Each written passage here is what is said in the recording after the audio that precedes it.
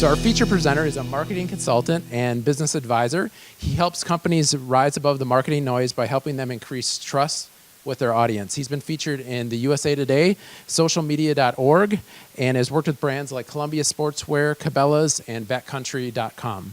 So one thing you might not know about our presenter is that he's been a beekeeper for 5 years, and he has working hives in his backyard. And I believe he's got some samples up here as well. So today he's going to share how to develop an influencer marketing program that can help amplify your message to grow your business. Without further ado, give a warm Business Accelerator welcome to Adam Buchanan.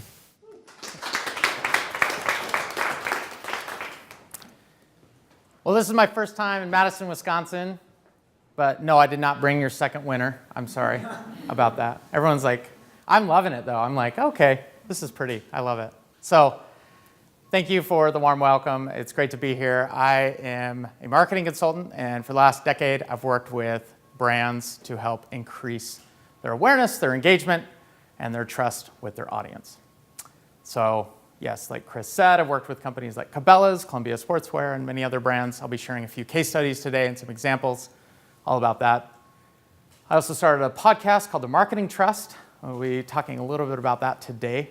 And I'll walk you through why I started that podcast and why it's so important to me.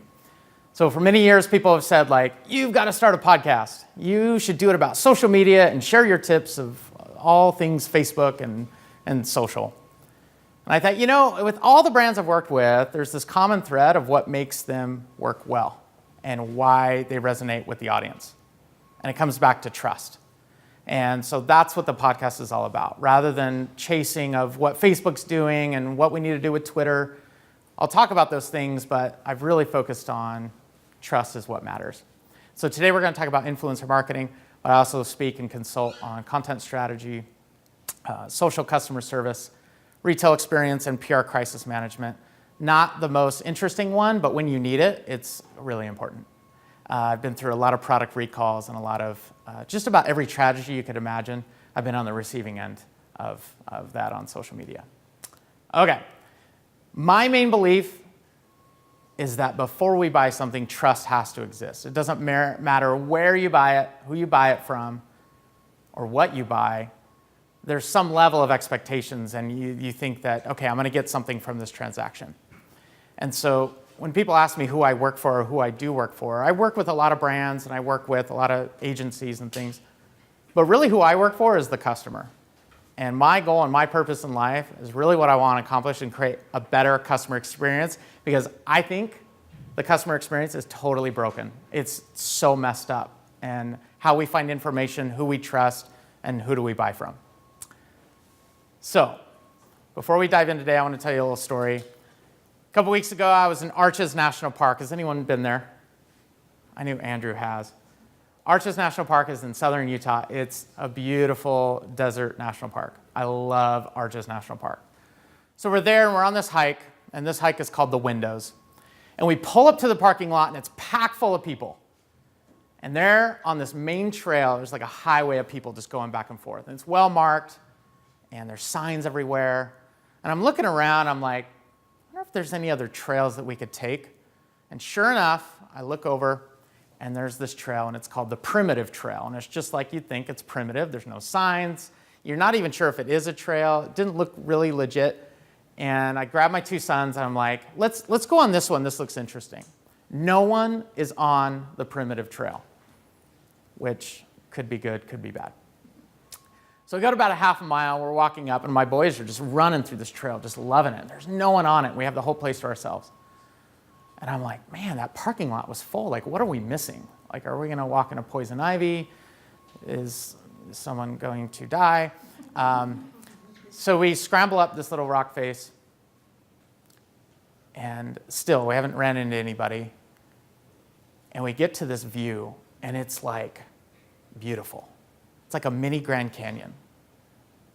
And my son looks up at me and he says, Dad, why is no one on this trail? This is so beautiful. And I looked down and I said, well, what do you think? Why do you think no one is on this trail? He says, no one is on this trail because it's scary and people don't like doing things that are uncomfortable. He's 9 years old. pretty with it. And I said, I think you're right. I think people are afraid. They weren't sure what primitive trail meant, and they weren't sure what to expect. We had the whole place to ourselves. This whole back half of the hike we had to ourselves. It was beautiful. What I want to talk about today is a little bit of the unknown. When you get into influencer marketing, there's a lot of unknowns. I was just talking to Cece here, and she's like, yeah, we're just starting our journey of influencer marketing. And so I have been there.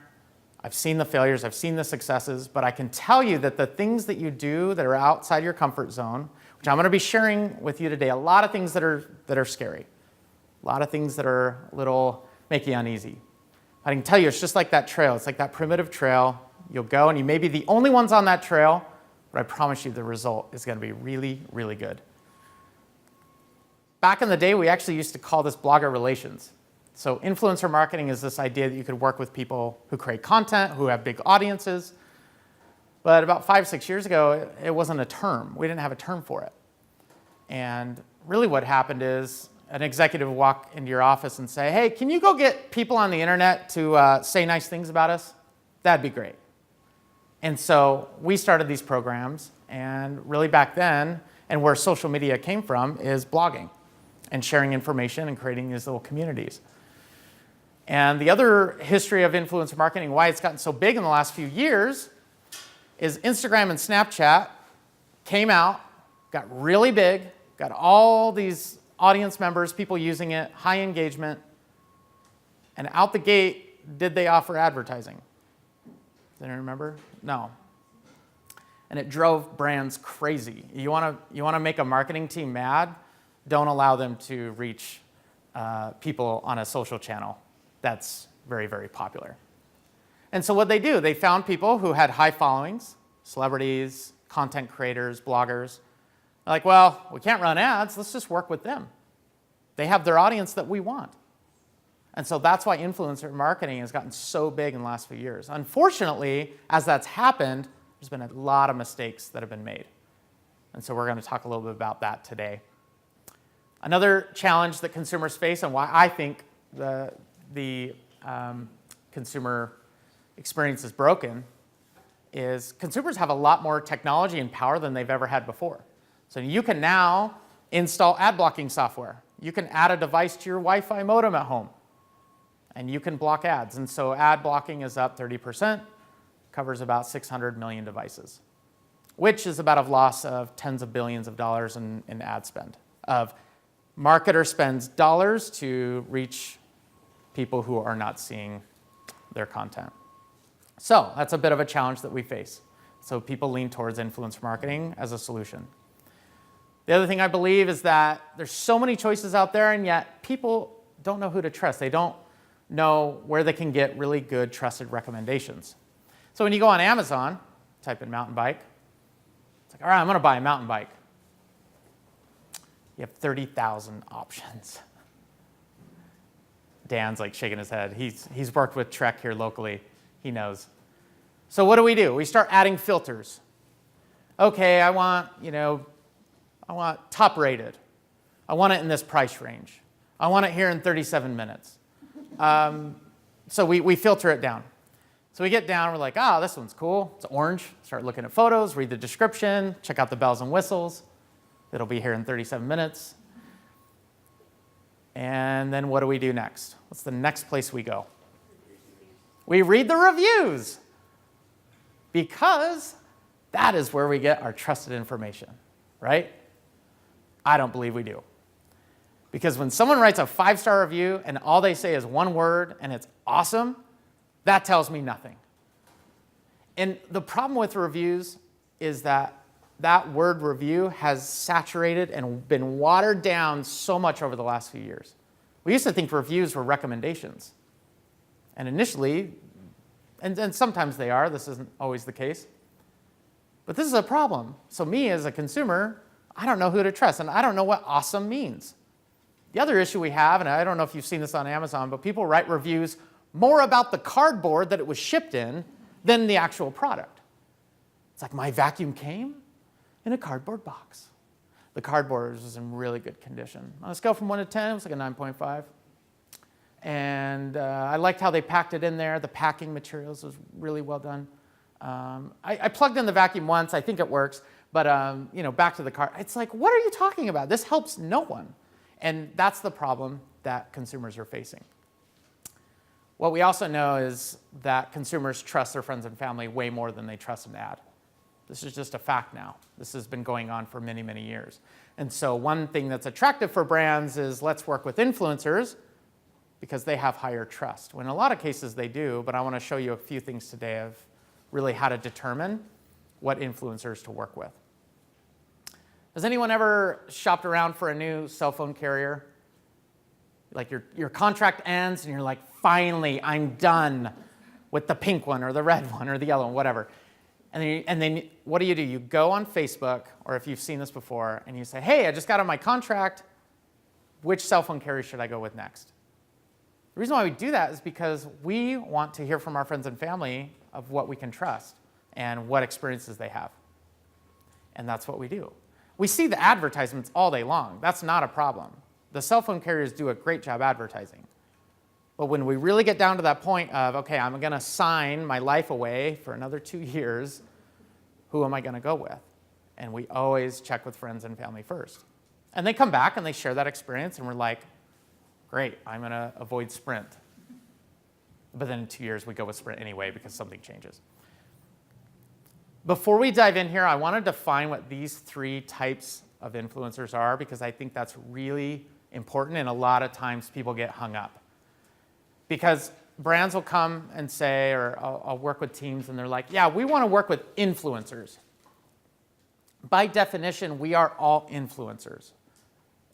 I mean, I was just sitting here talking to a few folks, and they're like, oh, you're in Madison, it's your first time.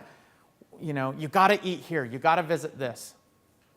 You're influencing me. I don't care if you're on Instagram. I don't care how many followers you have. That does not matter. We're all influencers. And so we have to be careful with that term, and we have to educate people that we're working with.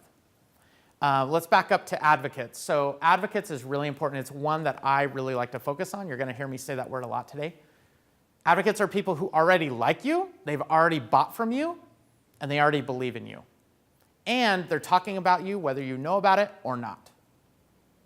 Advocates are awesome, and we're going to talk a lot about that today.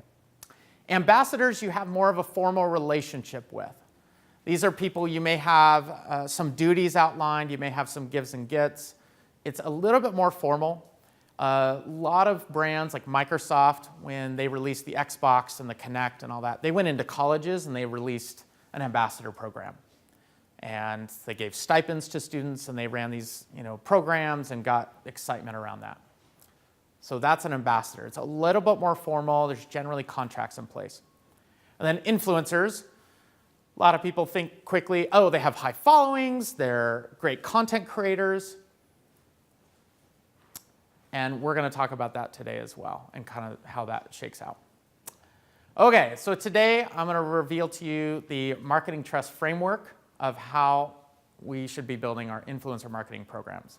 So the 3 main tenets for this is proximity, honesty, and expertise. These are the 3 things that we're going to talk about today of what you need to build a successful program. Now, y'all heard that I'm a beekeeper, and I got my honey here. Definitely grab some. It's great. Just straight or throw it in your tea, whatever. Everyone's like shaking their heads, loving the honey. Cool. So proximity, just real quick, this is about having a close connection with people.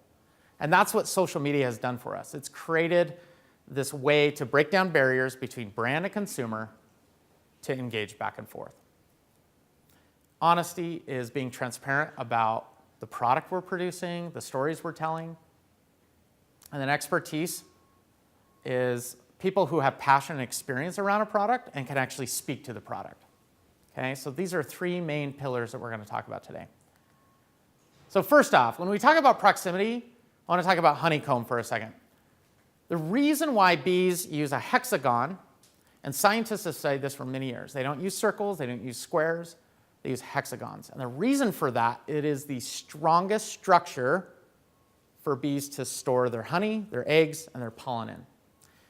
A beehive of 70,000 bees can hold up to about 100 pounds of honey in their hive in a season. And so they use hexagons, and that is what they use. They don't use anything else. And so when I think proximity, I want you to think of, okay, that's like a honeycomb. It's strong, it's tight. And bees, there'll be 70,000 bees in a box about this size. And that's how many bees are in there. So this is like tight quarters. And so they're very efficient with their space. They're very thoughtful of that.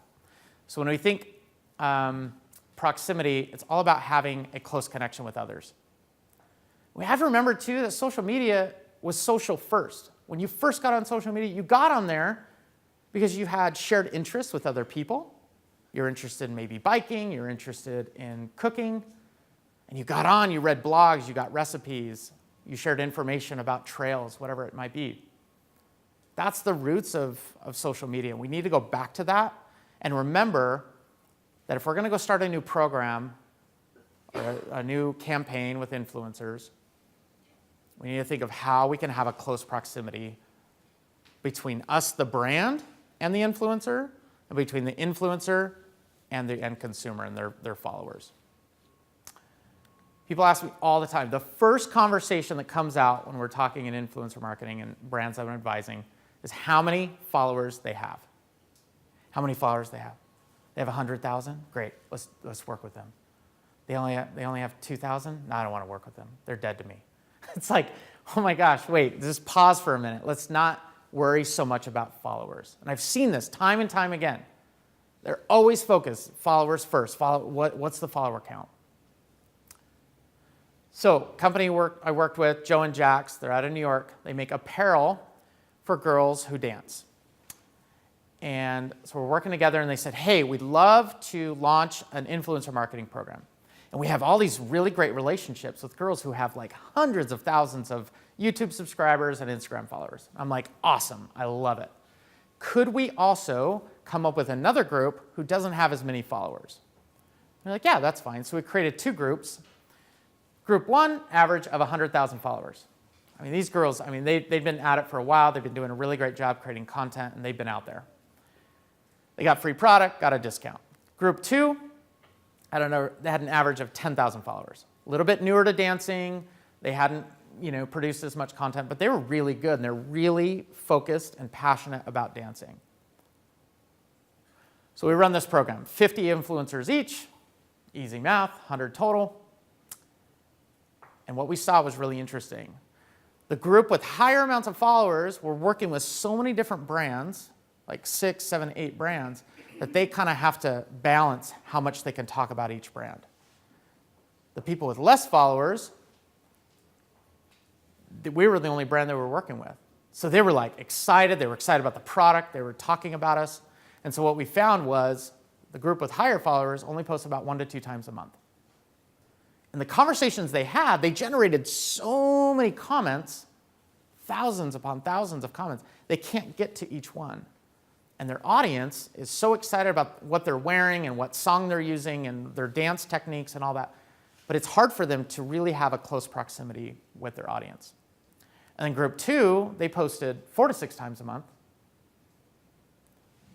And the majority of the comments, maybe have 20 to 30 comments per post, but they could have that close proximity. They answered every question. They were a really strong advocate for the brand. And so that's how I want you to think about as you build out what is that profile of who you want to work with.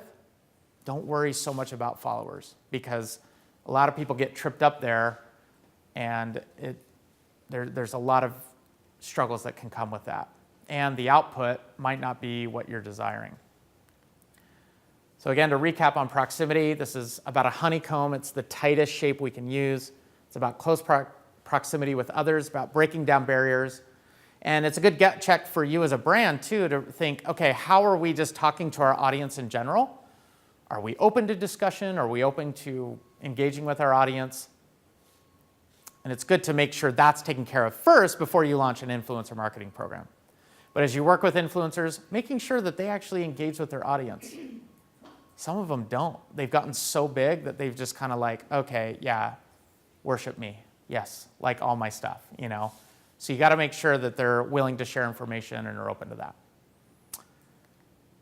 Let's jump into honey. So if anyone's had a little honey, that is raw honey. Haven't added anything to it. It's pure. Cool thing about raw honey is you don't have to do anything with it. The bees have done all their work. They've just put it in the hive. You take it out, and you don't have to add anything to it. And the cool thing is they found honey in King Tut's tomb 2,000 years later. And it was still intact, and it doesn't go bad. So the reason why I bring up honey when we talk about honesty is it's this idea of being pure and it's clean. And that's how we want to think about our content. And that's how you want to think about what influencers you work with to make sure that they are transparent with the relationships they have with the brand, if they've used the product, things like that.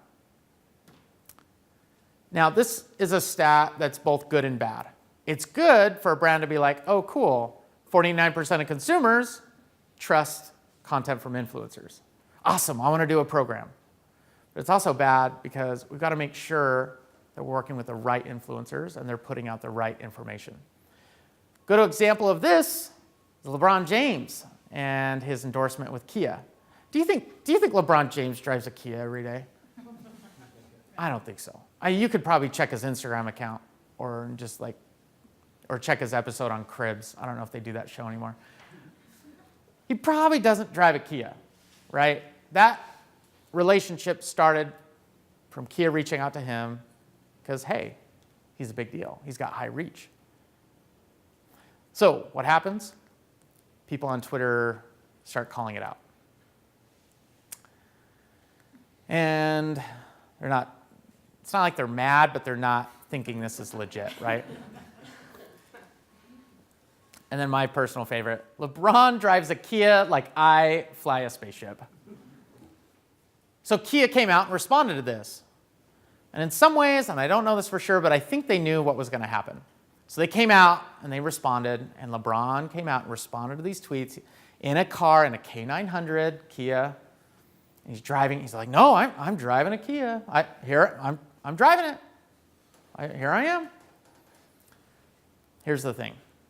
There's so many active Kia advocates out there, and there's a lot of active advocates for your brand that you don't need to go out and chase people with big followings and do big contracts and paid relationships.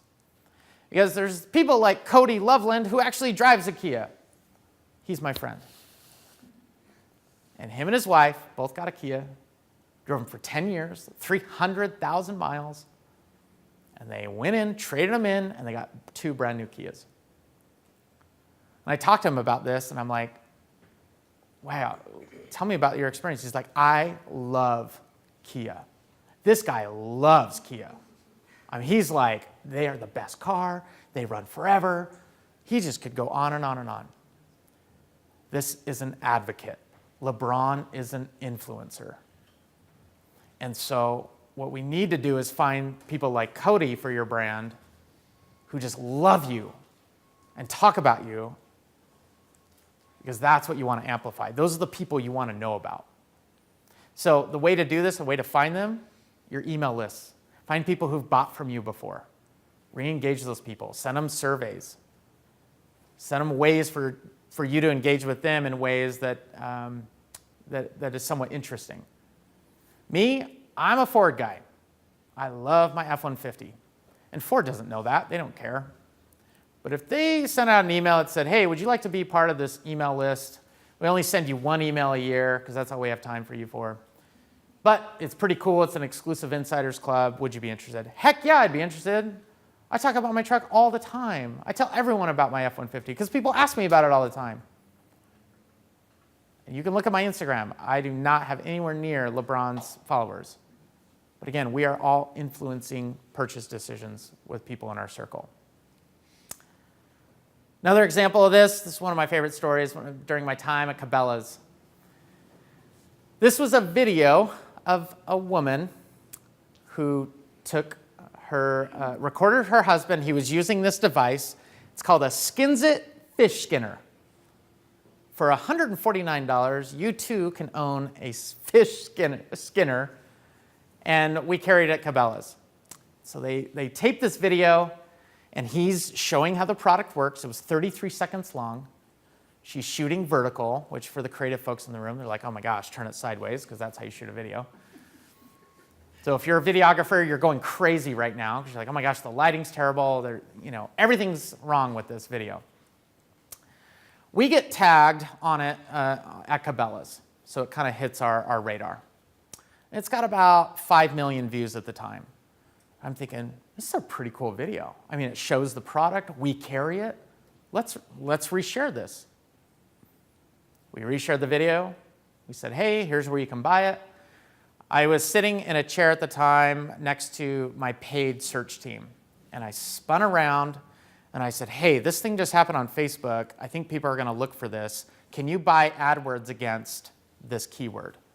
He's like, yeah, sure, done. Boom. Threw like $300 at it on Bing and Google.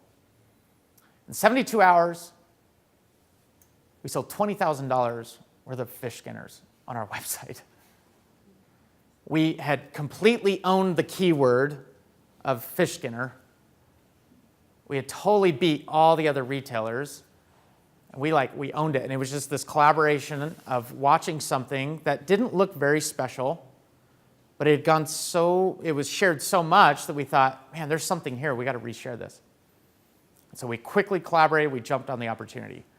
Now, my story with this isn't so much, okay, just sit tight. There's going to be a video that's going to hit your feed. Just reshare it, spin your chair around, and $20,000. That's not what I'm saying. What I am saying is this content worked because it was raw, it was honest. It's like honey. There was nothing added to this. There was no post-production. It was just a consumer saying, hey, I like fishing. You might like this product. Whatever, nothing's in it for me. He's already bought the product. It's also easier to trust than a talking head. Now, talking head content isn't bad, but it's good to mix in with things like this, where it's just someone demonstrating a product. So when you work with influencers, try to look through their content, see if they're sharing real experiences with the product. And it saddens me so much when I see people, influencers, that are talking about products that they haven't used before. It happens all the time. And it's not so much the influencer's fault, it's the brand's fault. Because brands will put all this pressure and they'll pay people and they'll say, hey, we're going to market on this, we're doing this big campaign, we need your help, we need you to amplify this. And influencers don't like being told what to do. They're content creators. These are people who you give a blank canvas to and they just create. They do a really good job. And so when you're just working with influencers to amplify your message, it generally doesn't work. And it's also important that people are disclosing the relationship that they have with the brand. That's key. So the third tenet is expertise. Bees are experts in honey production. They are the only creature that can create honey. Other people have tried, and it just does not work. It does not come out the same. Bees are experts. When I think of experts, I think of bees. Bees will fly in a 5-mile radius from their hive to make 1 pound of honey, which I'm going to be giving away today. It took 556 worker bees to create that amount. They had to fly to 2 million flowers and over 55,000 miles to create that 1 pound of honey. They're experts in what they do. They know exactly what their job is, and they do it very, very well. So as you work with influencers, you need to think of what expertise do they contain. And really the DNA of expertise is experience and passion. I want to tell you about my friend Landon Faulkner here. He is a trail runner. He runs in 50 to 100-mile races, which is really far and something that I would not dream of doing. And I really look up to him because he knows who he is, and he's very good at what he does. And people look at him as an expert in running, hiking, camping, and all those different categories. Landon has about 3,300 followers on Instagram. Unfortunately, I think a lot of brands kind of overlook that. And they get too honed in on, oh, well, he doesn't have 5,000. He doesn't have 10,000. Landon, though, in that circle of 3,300 people ask him questions, he answers, he uses product, he puts it through serious testing. Landon is an expert. You need to find people in your space who, don't worry about how many followers they have, but worry about how much expertise they contain. And you can find that through the comments and people asking questions and what content they're sharing. So at Columbia Sportswear, we launched this program. It's called Omni 10. And the idea here was that we would have 10 people. Oh, this is me, by the way, in the flannel before I was wearing red glasses. Just have to throw that out there. Columbia Sportswear, and we wanted to work with bloggers. We wanted to work with people in the outdoor space. And so when I was talking about the primitive trail and what's kind of scary, this is probably the scariest thing I'm going to share with you today. It was early in influencer marketing. It wasn't even a thing. And we decided to build this program in a very unique way. So we told them in the invite, it was a one-page invite, and all we said was, hey, you seem really interesting. You're doing really great content. We'd love to learn more about you and develop a relationship with. We want to invite you to this program. It's called Omni 10. Omni is the word that they use for all their products. They have over 350 patents. I know, you're surprised. Columbia Sportswear, yes, 350 patents.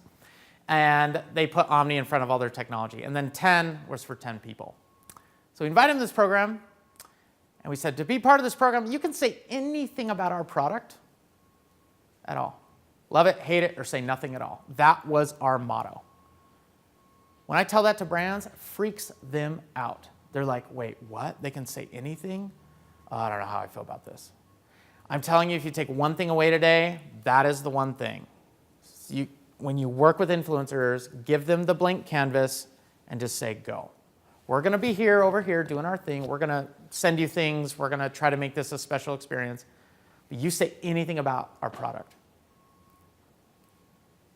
The other thing we said is the product's yours to keep. At this time, it was a really weird time in the outdoor industry. A lot of companies were sending product to people, and they're saying, hey, here's some hiking boots. If you want to keep them, you have to post 4 tweets a month and 2 Instagram posts. Oh, and we need 1 blog post a month as well. And if you don't deliver on that, you have to send us the boots back, or you have to pay for them. Yeah, that didn't go over well. And we had built such a good program with the Columbia Omni 10 team that they would tell us all the pitches they were getting from the other brands because we had built such strong trust with them. They're like, oh my gosh, you wouldn't believe what I just got the other day. And so we were just constantly constructing our program from all the feedback we were getting. The other thing we did that I really stand by and I really have seen a lot of success with is we had a time frame. And it's not a time frame of, okay, after 6 months, we never want to speak to you again. It was a time frame of, here's what we're going to do for 6 months. We took them on cool trips. We sent them product. We did all sorts of things. So that was the time frame. After that, we still had a strong relationship with them, and they still have a strong relationship with them to this day, which is about 6 years after the program. And the reason why I share this story is some people are like, oh, that's a really dated program, Adam. I'm like, well, think about that. This was an unpaid relationship. We did not pay these people. This is how we built it, and 5 to 6 years later, they're still talking about us. That, my friends, is trust. And that is unlocking those powers of advocacy. This was one of the experiences we took them on. We actually built custom skis, if there's any skiers out there. We built custom skis by the weight and height and skierability of each of the bloggers. And so we worked with this company and we branded them. It was this really cool project. And those are the kind of things we did. And they just lost their minds. I mean, that's about their reaction right there with their mouths wide open. Which, by the way, those 2 guys, the 2 twins there, that's Caleb and Chris Faro. They do any GoPro commercial you've ever seen, they're the ones that are running camera. That's what those guys do for a living. Yeah. Don't follow them on Instagram. You'll be like, okay, I need to move to Hawaii. Awesome guys. I mean, they're in X Games. They're doing everything. They're just phenomenal individuals. So the other thing with Omni 10 is we branded it. We had a hashtag. You don't have to have a hashtag. A lot of people are like, what's our hashtag going to be? You don't have to have a hashtag. And the reason why I say that is just worry about building a relationship and worry about building that community later. That'll kind of organically happen. And that's what happened with this group. We took them to these cool places. We took them to Jordan. We've taken them to Sedona, Park City skiing.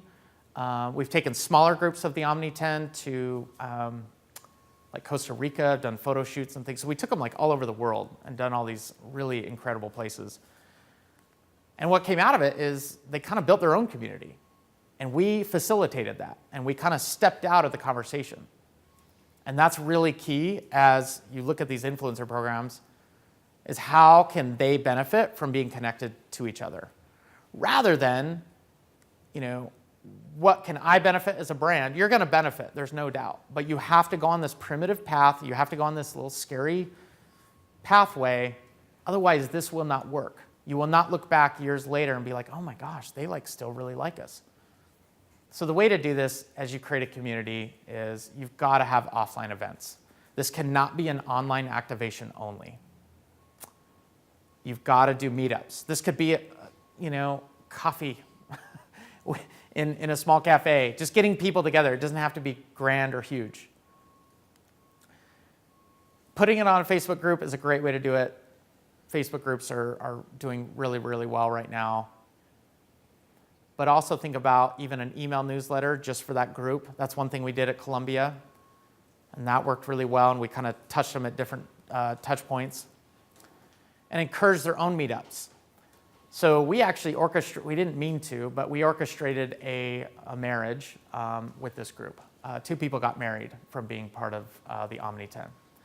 And it was like this big deal, and they invited Columbia, and they invited this whole people, and it was just funny how this community and this kind of family had grown, and it was because we started off that relationship with, and people have told me about this later in this group, because you told us we could say anything about your brand or your product, I just loved you instantly. And they were being pitched constantly. Now a lot of these people, they write for Outside Magazine, Backpacker, they're working for the outdoor industry. I mean, they've just excelled and propelled their career. So it's interesting how we build these communities and people come together, but we do it on this relationship of trust. And the last thing is making sure that we're providing resources to help grow what they're up to. These people are doing projects all the time. They're building documentaries, they're content creators. How can you build upon what they're already building? So think about that as you do your programs. Last night, I posted this on Instagram stories, and it was this idea going back to Columbia of, what if you told influencers you work with you could say anything about their product? And I wasn't really expecting a response, but just more of a thought-provoking idea. And my buddy, Jace Bennett, responds. He runs a YouTube channel. I think they have about 5 or 6 million followers. Him and his family, they run this. It's kind of their business. He's like, I would cry tears of joy. Because he works with brands all the time. And what he's saying there is, I have to really kind of play by the rules and make sure that what I say is very thoughtful, and I have to be very careful of what I say. Now, again, as you do brand partnerships, just be very careful of what parameters and things you put in place. Because at the end of the day, it's really about building what they're doing and you just kind of being along for the ride. It's not about you. It's not about your brand. And as you do that, I promise you're going to see really good results and really good relationships. So to recap on expertise, it's all about a B. This is what I think of when I think of experts. They are super passionate about what they do. They're constantly doing new projects. And so as you're vetting these people and looking through who you should be working with, ask yourself these 3 questions. Also, can they demonstrate their expertise? Are they doing videos? Are they teaching people? Are they open to that? That's something you can help them amplify, and that works really well. And another thing I see is, again, we get tripped up on followers really easy. And brands will say, well, we want this person because they have a lot of followers, but only half of what they talk about is something that we're kind of part of. So be aware of that. If someone's kind of all over the place and touching on different topics, I would rather work with a Landon Faulkner, who's a trail runner, and I am a trail running company, and that's all he talks about, versus someone who's like talking about various topics. Because they may not be that into it, it might be more of a hobby to them. You need to find the people who have a deep passion for what they're doing. And truthfully, I believe that trust has to exist before a transaction takes place. So as you do these programs, think about how that trust is built and how you can make it a little bit different for influencers, because honestly, they get hit up all the time. So you have to be thoughtful of what's in it for them, not so much what's in it for you. You'll get your benefit, you'll get your reward, but make sure it's built upon trust.